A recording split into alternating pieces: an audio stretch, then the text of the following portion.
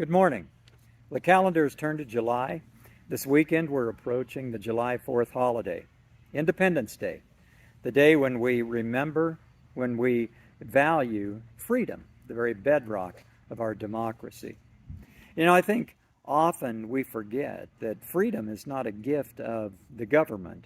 Freedom is a gift of God. In the very beginning, God created life. God created companionship. And the next thing he created was freedom of choice. And we saw how quickly that freedom could be abused, how quickly that freedom could turn to tyranny, the tyranny of Satan, the tyranny of sin. And it's interesting. When God got fed up with mankind and was ready to annihilate mankind from the earth because of his commitment to the tyranny of sin, God never looked to get rid of freedom. He never threatened to take away freedom. Why is that? Because God knew that it's only through freedom of choice, that mankind could ultimately turn back to God. Yes, it can be abused. Yes, we can use it to turn away from God, but we can also use it properly to turn back to God.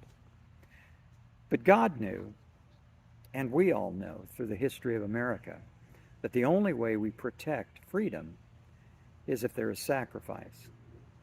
And so when men fell under the tyranny of sin, God offered a sacrifice, the sacrifice of his own Son, Jesus Christ. Someone had to die to restore freedom. And so Jesus paid that price for all of us. In a democracy, many people have to be willing to die in order to protect freedom.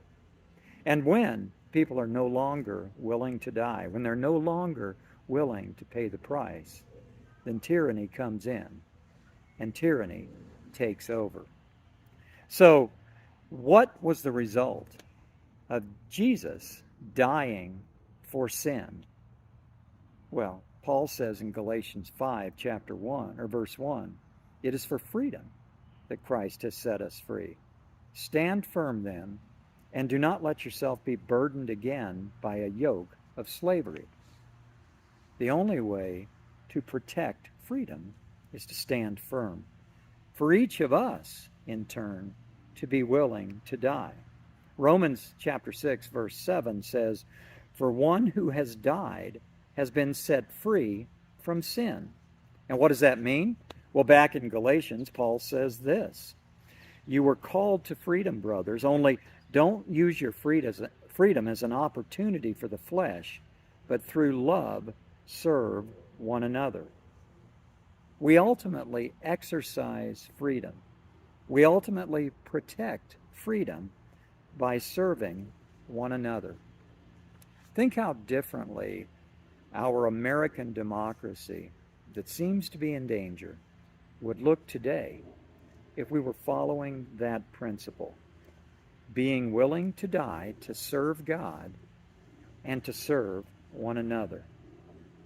May we as Christians on this Independence Day in 2023 be willing to cherish the freedom that we have through remembrance and honor of the sacrifices of Jesus Christ.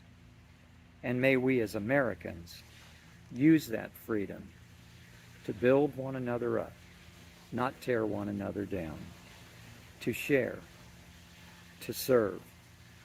John says it best, if the Son sets you free, you will be free indeed. May we as followers of Christ and as citizens of the United States exercise our freedom in the way that God calls us to do. Have a happy Independence Day.